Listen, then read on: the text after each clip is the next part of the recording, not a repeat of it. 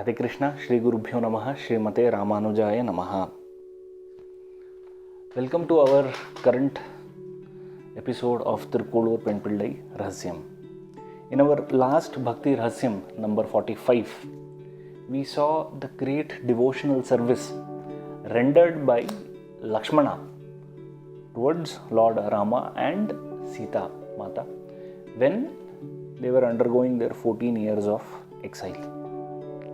I had also made a mention in our last episode that the next 3 to 4 Bhakti Rahasyams is going to revolve around the great personalities and certain episodes from Ramayana. Now in our today's episode, we are not going to see the next Bhakti Rahasyam number 46. Rather, we would be seeing a sequence of events which led to the exile of Lord Rama. By doing so, we would be able to better connect with the next 4 to 5 episodes which are Ramayana specific. So let us start our discussion around some of these events. Now the very basic discussion is about the 4 brothers, Rama, Bharata, Lakshmana and Shatrugna. They were the sons of King Dasharatha of Ayodhya. King Dasharatha had 3 main queens, Kaushalya, Kaikeyi and Sumatra. Rama was Kaushalya's son, Bharat was Kaikeyi's son, and Lakshmana and Shatrugna were Sumatra's sons. Now, this is the order: Rama, Bharata, Lakshmana and Shatrugna. But we see throughout the epic that Lakshmana is with Rama, Shatrugna is with Bharat. Though the 4 brothers loved and respected each other, this combination is seen. Now let us go to the scene 1, where it is a point in King Dasharatha's life where he feels that he should be giving up his kingly duties, he should retire. So he decides to coronate Lord Rama as the king of Ayodhya. Now this decision to make Rama the king was a no-brainer because Lord Rama was the upholder of dharma, had all those good, great virtues, qualities. He was also the eldest son of Dasharatha. So there was no challenge for the king to get the consensus of his council of ministers or from the sages, especially sage Vashishta. Also, all the people of Ayodhya loved Lord Rama and they wanted to see him as the king. So with all these stars aligned, one would expect that this would have been a smooth journey, but unfortunately it was not meant to be so. So it is that time when the subsequent day Rama is going to be coronated as the king. The city of Ayodhya is decked up. The people are filled with enthusiasm. They have been waiting for this day, except one unhappy person whom we will talk about in our scene 2. So enter scene 2 and enter this unhappy person called Mantra. Now Mantra was the personal attendant of Queen Kaikeyi. One point to note here is Queen Kaikeyi was the youngest of the queens and King Dasharatha was very fond of her. Mantra knew this fact and she also happened to be a distant relative of Queen Kaikeyi.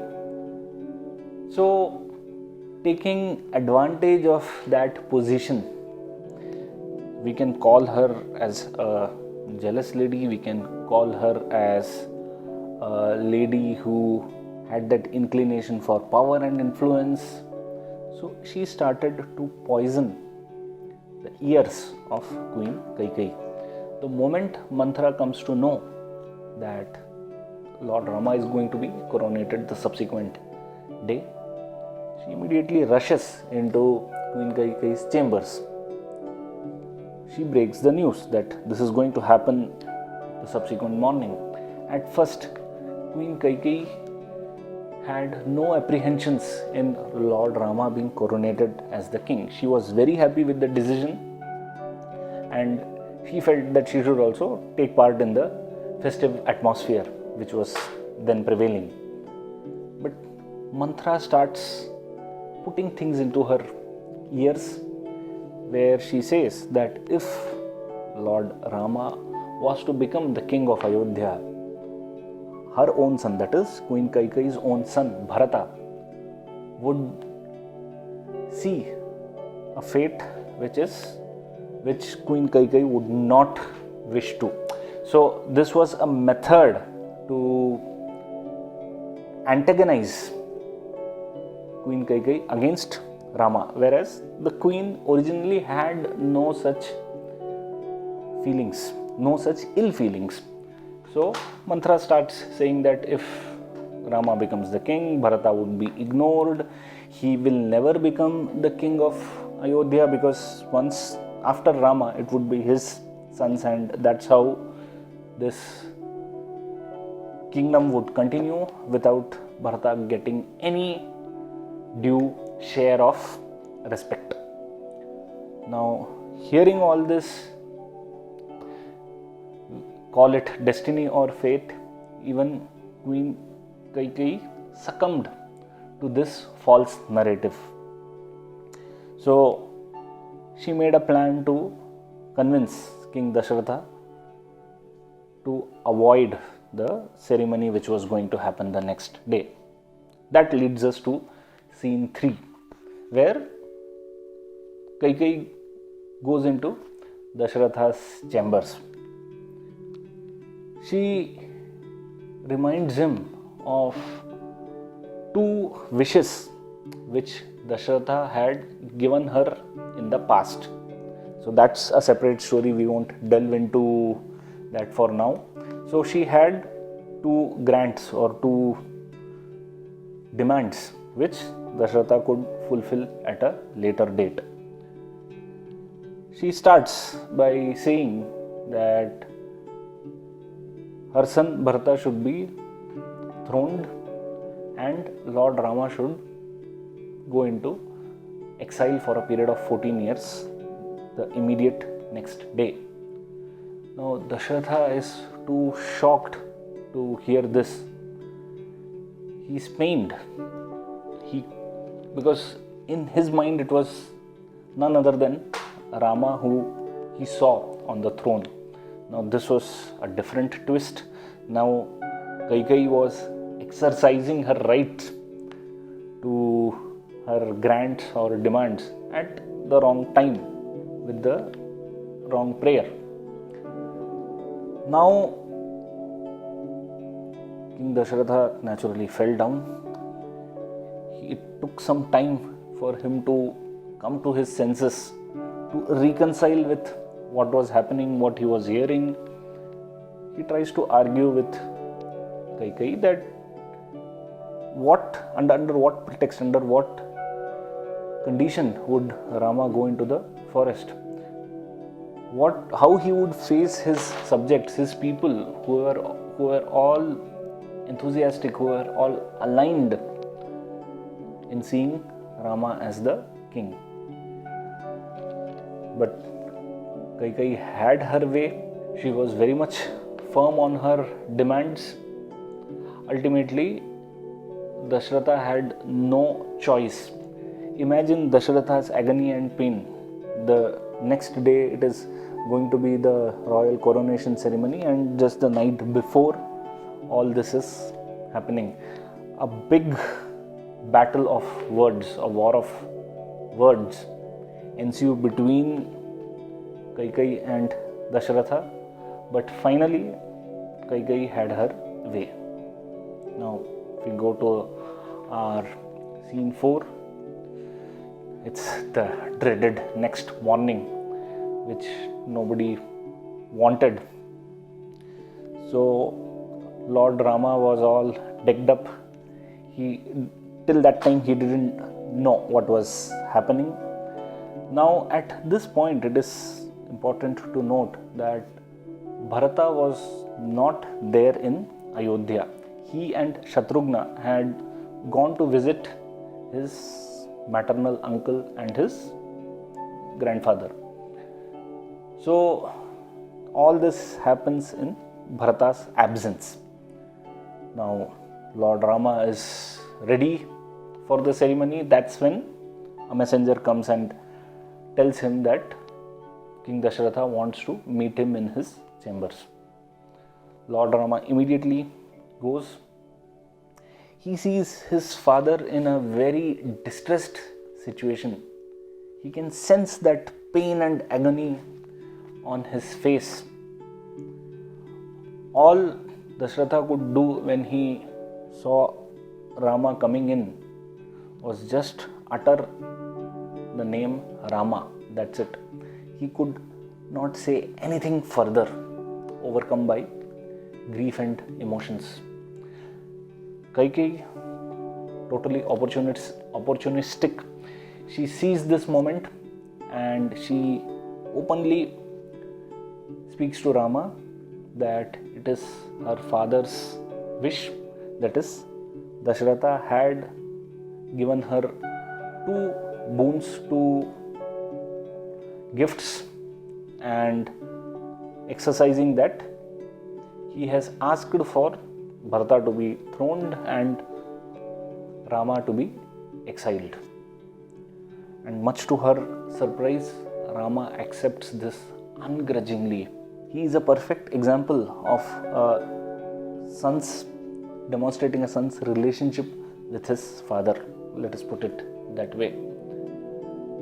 Now he goes back and he tells his mother Kaushalya, who was very eager to see him on the throne, that this is a decision which his father wants and he will oblige that. And that is the time when Lakshmana and Sita also resolve to go to the forest with Lord Rama. At first, Lord Rama refuses. He feels that it is the burden of this forest life is solely upon him. But there are another parallel set of arguments, discussions which happen between Sita and Rama, Lakshmana and Rama. And finally, the event which happens is the 3, Rama, Sita and Lakshmana, go to the forests. This is kind of a very painful situation. It's filled with, this phase of Ramayana is filled with emotions. Dashratha's angst, Kaikeyi's obstinacy and her firmness, Manthra's jealousy and that evil intentions, Lord Rama's respect, Lakshmana's anger, and the pain and grief of many others. Now, once the 3 depart to the forest, it becomes too difficult for Dashratha to bear that pain of separation, that he gives up his life immediately in the presence of Queens Kaushalya and Sumitra. So these were the sequence of events which end with Rama, Sita and Lakshmana going into the forest. Now, till this point in time, Bharata doesn't know what has happened in Ayodhya, what gloom has descended in Ayodhya. He doesn't know about his father's death, he doesn't know about his brother being exiled, he doesn't know what were his mother's wishes. So when Bharat comes to know of this, when he reaches Ayodhya, what happens? That is the subject matter of our next Bhakti Rahasyam. What does he do? What is his conduct? And what Thirukkolur Penpillai caught from that incident, what she learnt from Bharat, is going to be discussed in our next Bhakti Rahasyam. And the next Bhakti Rahasyam is going to be very interesting because it holds a lot of valuable lessons for us as well. So we will continue this Bhakti Rahasyam where we see what happens when Bharat returns in our next episode. So stay blessed, stay devoted and stay tuned for the next Bhakti Rahasyam. Radhe Krishna, Shri Gurubhyo Namaha, Srimate Ramanujaya Namaha.